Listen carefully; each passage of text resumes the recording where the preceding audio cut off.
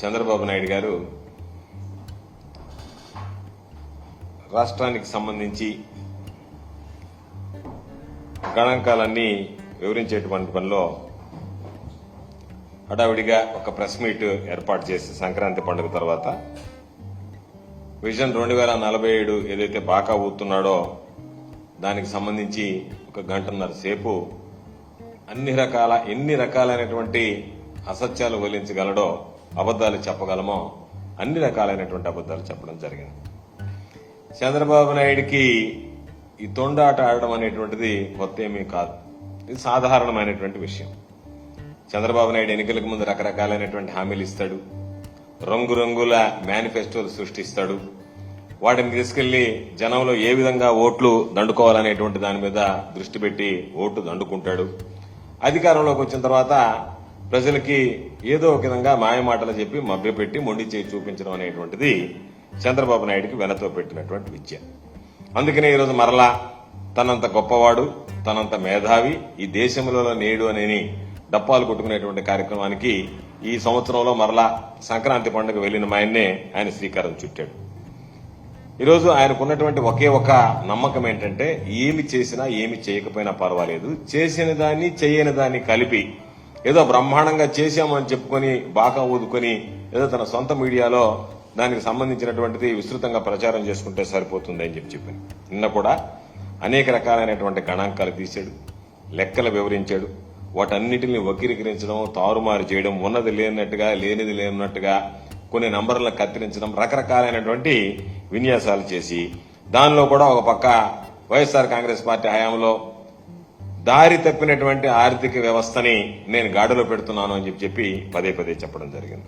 దాదాపుగా నాకు అనిపించింది, నిన్న ఆయన మీడియా సమావేశం చూసిన తర్వాత చంద్రబాబు నాయుడు 5 సంవత్సరాలకు సరిపడా అబద్దాలు నిన్న ఒక్కరోజే చెప్పేశాడు. వాస్తవాలను వక్రీకరించడం, దాచిపెట్టడం, ఊహాజనితంగా ఏదో లెక్కలు లేనటువంటి రీతిలో ప్రజలను తప్పుదోవ పట్టించడానికి రకరకాలైనటువంటి వల్లి వేయడం జరిగింది. గణాంకాలన్నీ వివరించేటువంటి పనిలో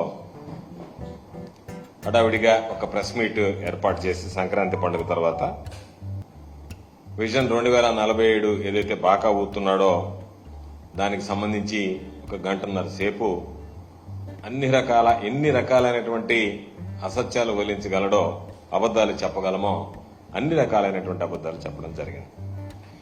చంద్రబాబు నాయుడికి ఈ తొండాట ఆడడం అనేటువంటిది కొత్త ఏమీ కాదు. ఇది సాధారణమైనటువంటి విషయం. చంద్రబాబు నాయుడు ఎన్నికలకు ముందు రకరకాలైనటువంటి హామీలు ఇస్తాడు, రంగురంగుల మేనిఫెస్టోలు సృష్టిస్తాడు. వాటిని తీసుకెళ్లి జనంలో ఏ విధంగా ఓట్లు దండుకోవాలనేటువంటి దాని మీద దృష్టి పెట్టి ఓట్లు దండుకుంటాడు.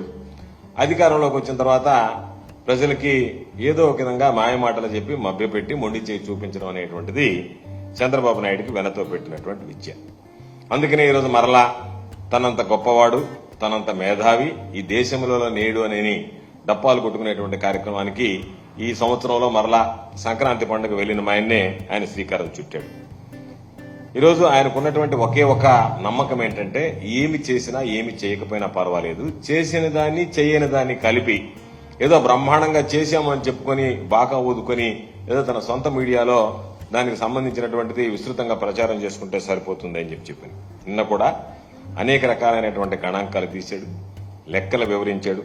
వాటన్నిటిని వక్రీకరించడం, తారుమారు చేయడం, ఉన్నది లేనట్టుగా లేనిది లేనట్టుగా కొన్ని నంబర్లను కత్తిరించడం, రకరకాలైనటువంటి విన్యాసాలు చేసి దానిలో కూడా ఒక పక్క వైఎస్ఆర్ కాంగ్రెస్ పార్టీ హయాంలో దారి తప్పినటువంటి ఆర్థిక వ్యవస్థని నేను గాడిలో పెడుతున్నాను అని చెప్పి పదే పదే చెప్పడం జరిగింది.